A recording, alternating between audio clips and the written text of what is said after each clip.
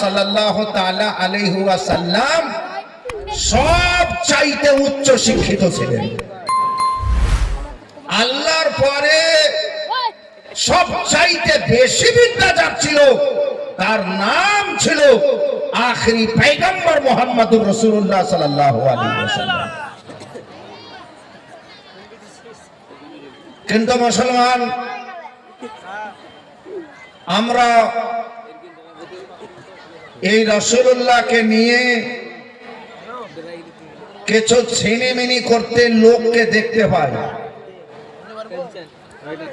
রাসূলুল্লাহ সাল্লাল্লাহু তাআলা আলাইহি ওয়াসাল্লামের বিদ্যা বুদ্ধি ইলম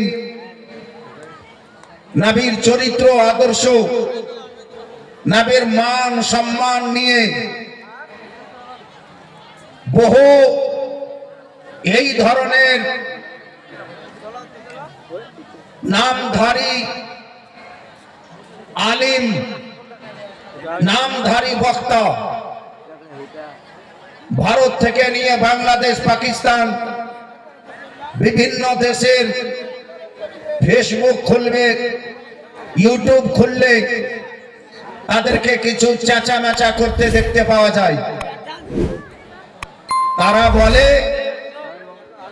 রাসূলুল্লাহ সাল্লাল্লাহু তাআলা আলাইহি ওয়াসাল্লাম মূর্খ ছিলেন, রাসূলুল্লাহ সাল্লাল্লাহু তাআলা আলাইহি ওয়াসাল্লাম আনপড় ছিলেন, রাসূলুল্লাহ পড়তে জানতেন না, রাসূলুল্লাহ লিখতে জানতেন না। এই ধরনের কথা বলে থাকে। হে মুসলমান, আজ আপনাকে সচেতন হতে হবে। আজ আপনাকে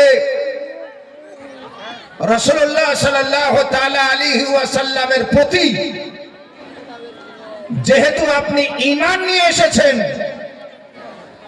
রাসূলকে আপনি মেনেছেন, আর মানাটা ফরজ ঈমানের অঙ্গ, সেই রাসূলুল্লাহকে যদি মূর্খ হিসাবে মানেন, সেই রাসূলুল্লাহকে যদি অজ্ঞত হিসাবে মানেন, সেই রাসূলুল্লাহকে যদি আনপড় হিসাবে মানেন, সেই রাসূলুল্লাহকে যদি জাহিল হিসাবে মানেন, তাহলে আপনার ঈমান ভাঁড়ে গেছে।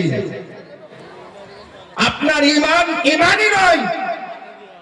ফলত আপনাকে যদি ঈমানদার হয়ে থাকতে হয় আর দুনিয়া থেকে ঈমানদার হয়ে বিদায় নিয়ে যেতে হয়, তাহলে আপনাকে আকীদা সুধার রাখতে হবে। সুবহানাল্লাহ সুবহানাল্লাহ। মাসলাকে আলা হযরত আজিমুল মারতাবা ইমাম আহলে সুন্নাত ইমাম আহমদ রাজা খান আলাইহি রহমাত ওয়া রিদওয়ান যে মাসলাক, যে মাশরাব, যে তালিম, যে আকাইদ আপনাকে দিয়ে গেছেন, সত্যি বলতে শুধু আপনার জন্য নয়, সারা জগতের জন্য সেটা তালিম আছে।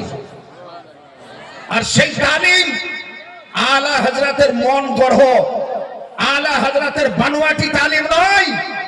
সেই তালিম হচ্ছে কুরআন এবং হাদিস ভিত্তিক তালিম।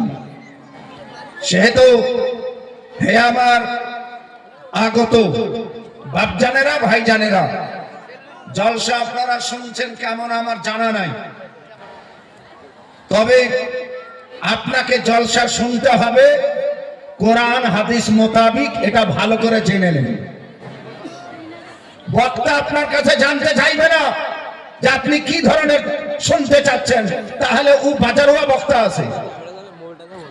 আপনার মনোভূত হিসাবে যদি শোনায়, তাহলে ওর মাসগালা আছে, আর ব্যবসা আছে বক্তব্য রাখা। আর আপনাকে যদি কোরআন হাদিস মোতাবেক শোনায়, তাহলে একটা হেদায়েতের কাজ করে যাবে।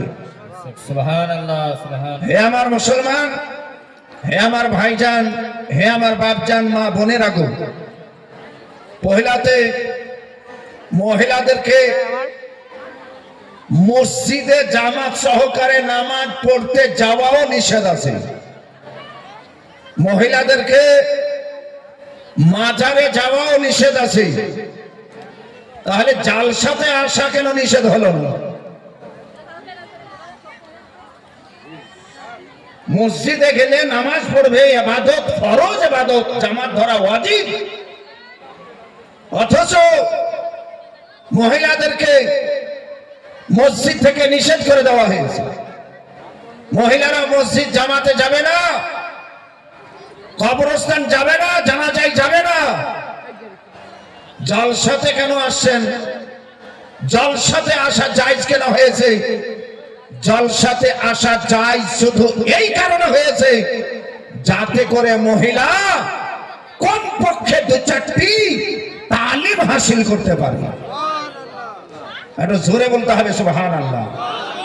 আর এখানে আসার পরে যদি শুধু গজলই শুনলেন, শুধু সুর শুনলেন, শুধু কাহানি শুনলেন, মা ফাতেমা মা ফাতেমা মা ফাতেমা, তাহলে যেটা উদ্দেশ্য ছিল সেটা কিঞ্চিত পরিমাণে পূর্ণ হলো না।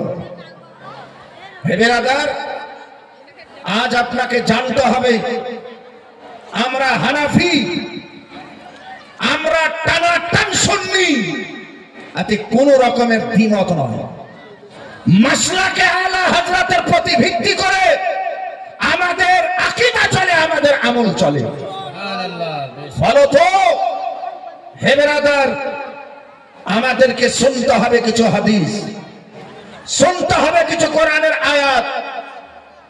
আজ আপনাকে মনে রাখতে হবে আমরা 20 রাকাত তারাবির নামাজ পড়লে বাংলাদেশ থেকে কিছু মোটা পাতলা মৌলবীদের গলা ফাড়া আওয়াজ শুনতে পাওয়া যায়। 20 রাকাত তারাবি কোনো হাদিসে লেখা নাই, 20 রাকাত তারাবি কোনো হাদিসে লেখা নাই। তারাবি 8 রাকাত, তারাবি 8 রাকাত, বুখারী শরীফে 8 রাকাত লেখা রয়েছে। আমাদের যুবক, নবযুবক যারা স্টুডেন্ট, আমাদের বয়স্ক বুড়ো যারা হজ করতে যায়, তারা ইমাম সাহেবের কাছে এসে জানায় তারাবি 20 রাকাত না 8 রাকাত। তারা বলছে 8 রাকাত, বুখারীর হাদিসে লেখা আছে। 20 রাকাত কোন হাদিসে লেখা নাই। হে বিরাদার, এইগুলো কথা ভৌতাবাজি কথা আছে। বুখারীতেই 20 রাকাত তারাবি লেখা রয়েছে। আর জোরে বলতে হবে সুবহানাল্লাহ। 8 রাকাত কোন জায়গাতে তারাবির নাম নাই যে 8 রাকাত তারাবি আছে। ওর নাম হলো কিয়ামুল লাইল। হযরতে মায়েশা সিদ্দিকা রাদিয়াল্লাহু তাআলা আনহাকে হযরতে আবু সালমা জিজ্ঞাসা করছেন, কাইফা কানাত সালাতু রাসূলিল্লাহ সাল্লাল্লাহু তাআলা আলাইহি ওয়াসাল্লাম। রাসূলুল্লাহ সাল্লাল্লাহু আলাইহি ওয়াসাল্লামের রাতের নামাজ কেমন হতো? কয় রাকাত রাতের নামাজ হতো? মায়েশা সিদ্দিকা রাদিয়াল্লাহু তাআলা আনহা বলেন, লা ইয়াজিদু ফি রমজানা ওয়ালা ফি গায়রিহা। আকা সাল্লাল্লাহু আলাইহি ওয়াসাল্লাম রমজান মাসে এবং অন্য মাসে 11 চাইতে বেশি রাকাত পড়তেন না।